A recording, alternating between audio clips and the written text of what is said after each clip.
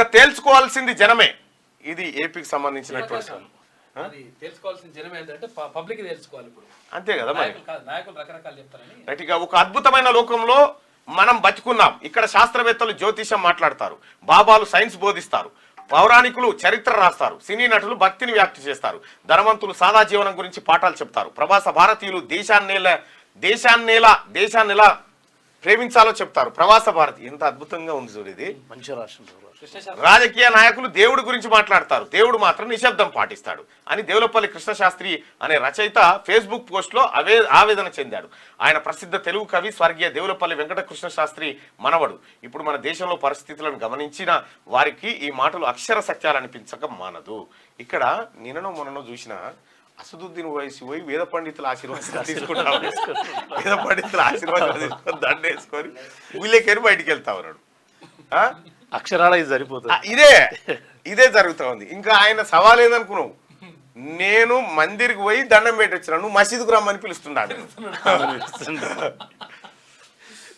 తొండముదిరి ఊసరవెళ్ళైనట్టుగా నేరగాళ్లే రాజకీయ నాయకులుగా అవతరిస్తున్నారు. అయితే ఒక తేడా ఉంది. సాధారణ దొంగ మీ వ్యక్తిగత సొమ్మును మాత్రమే దోచుకుంటాడు, రాజకీయ దొంగ మాత్రం మీ భవిష్యత్తును, జీవితాన్ని, వ్యాపారాన్ని కూడా దోచుకుంటాడు. విచిత్రం ఏమిటంటే సాధారణ దొంగ ఎవరిని దోచుకోవాలో తానే నిర్ణయించుకుంటాడు, మనల్ని దోచుకునే రాజకీయ దొంగను మాత్రం మనమే ఎంచుకుంటాం. వాడి కోసం మనం పరస్పరం కొట్టుకు చేస్తాం. ఇది మన సమాజంలో ఉన్న దౌర్భాగ్య పరిస్థితి. రాజకీయ నాయకులు మన ప్రయోజనాల కోసం దేవుడితో పాటు కులం, మతం, ప్రాంతాన్ని కూడా వాడుకుంటారు. కులం కూడు పెట్టదని తెలిసిన ఆ కులం కోసమే కొట్టుకు చేస్తున్నారు. ఎన్నికల్లో ఫలానా కులం వాళ్లకు అన్ని టికెట్లు ఇచ్చాం, ఇన్ని టికెట్లు ఇచ్చామని ప్రకటించుకోవడం చూస్తా ఉన్నాం.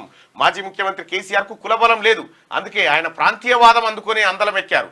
గత ఎన్నికల్లో ప్రజలు ఆయనను ఓడించినప్పటికీ ఆత్మవిమర్శ చేసుకోకుండా తెలంగాణను పాలించే సత్తా తనకు తప్ప మరొకరికి లేదన్నట్టుగా ఆయన మాట్లాడుతున్నారు. కేసీఆర్ కూడా అధికారంలో ఉన్నప్పుడు యజ్ఞ యాగాదులు నిర్వహించారు, యాదాద్రిని పునర్నిర్మించారు. అయినా దేవుడు కనికరించకుండా నిశ్శబ్దంగా ఉండిపోయాడు. ఫలితంగా కేసీఆర్ ఎన్నికల్లో ఓడిపోయారు. ప్రజాస్వామ్యంలో ప్రజలే అంతిమ న్యాయ నిర్ణేతలను చెప్పుకుంటున్న మనమే పరిస్థితులు అనుకూలంగా ఉన్నప్పుడు అదే ప్రజలను విస్మరిస్తాం. కేసీఆర్ కూడా ప్రజలను విస్మరించారు, అందుకే ఆయన అధికారం కోల్పోయారు. కులాలు, మతాలు, ప్రాంతాలు ఎన్నికల్లో పదే ఉపయోగపడవు. 2014-18 ఎన్నికల్లో కేసీఆర్ కు ఉపయోగపడిన ప్రాంతీయవాదం 2023 ఎన్నికల్లో పనిచేయలేదు.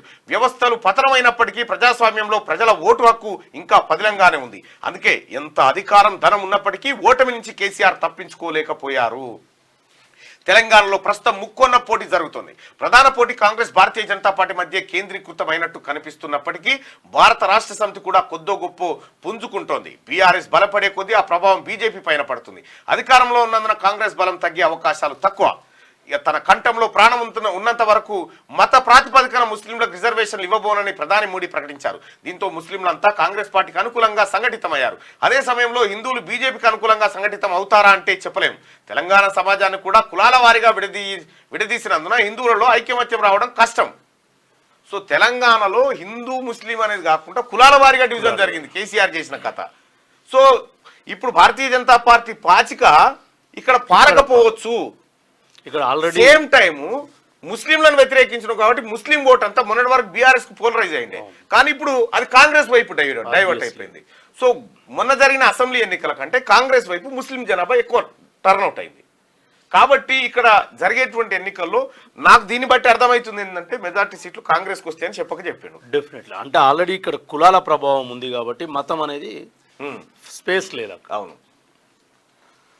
మంచి రాసిండు రాధాకృష్ణ దగ్గర.